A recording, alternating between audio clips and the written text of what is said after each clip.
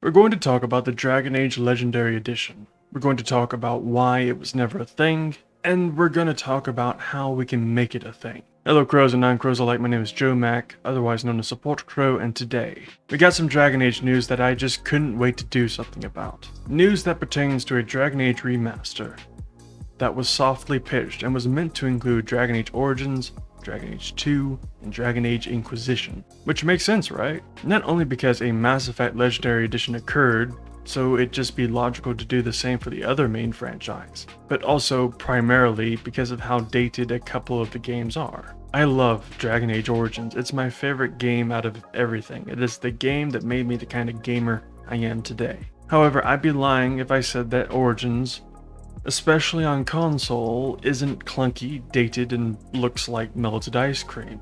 It made sense for, at least, Origins to be remastered in the 2010s, and even more so in the 2020s. However, when the demand arose for a Dragon Age Legendary Edition, it was stated by former Dragon Age The Veilguard director, John Epler, that it wouldn't be an easy task. Dragon Age Origins is built on an old engine, so you either need to recruit back the people that worked on it, teach new people how to use it, or just remake the game on a different engine entirely. I'm all for option number 3, by the way, but that's just me. So is a Legendary Edition of Dragon Age impossible?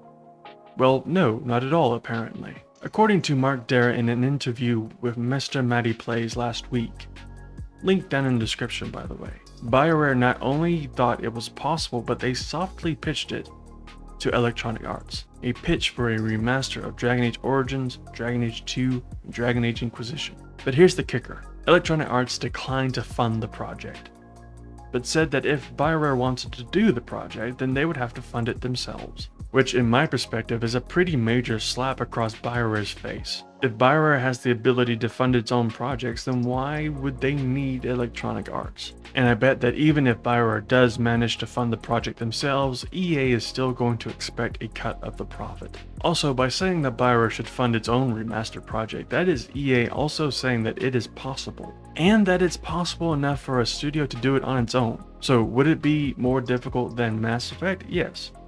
Would it be impossibly difficult? No. There is another major point to this also. We now have confirmation that the studio wants to create a product, and we have known that there has been a demand for that product, but the middleman is the one saying, no thank you. I can't say I'm surprised though.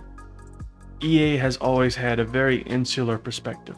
For example, when Dragon Age fans said that they didn't like the writing in Dragon Age The Veilguard, Electronic Arts heard that, turned around, and said that people didn't like Veilguard because it wasn't a multiplayer game. How do you even begin to communicate with that?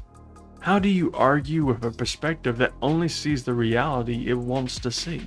Well, we've reached a point in the video where we talk about what we can do. There's two ways we can tackle this problem from both sides, from the studio and from the fans. The first way is funding. EA said that if BioWare wants to remaster the game, then they have to do the funding themselves. Unless there is some contract agreement that says BioWare can only take money from EA, then I would encourage BioWare to start a Kickstarter. Everyone that signs up for the Kickstarter gets a copy of the game when it's finished.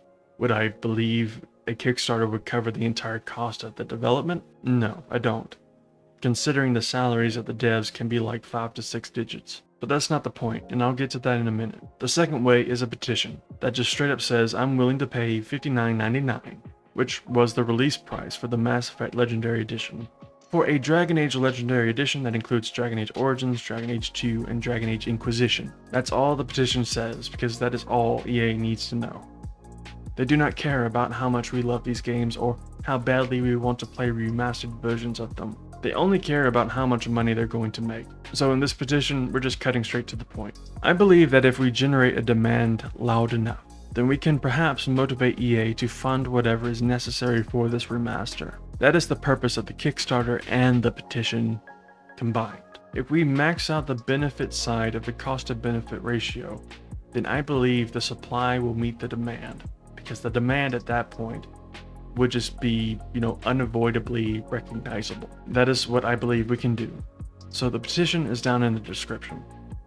I hope you enjoyed the video and thank you for watching. I'm going back to my break, but I'll see you lot again in September. Until then, be safe, be well, be kind.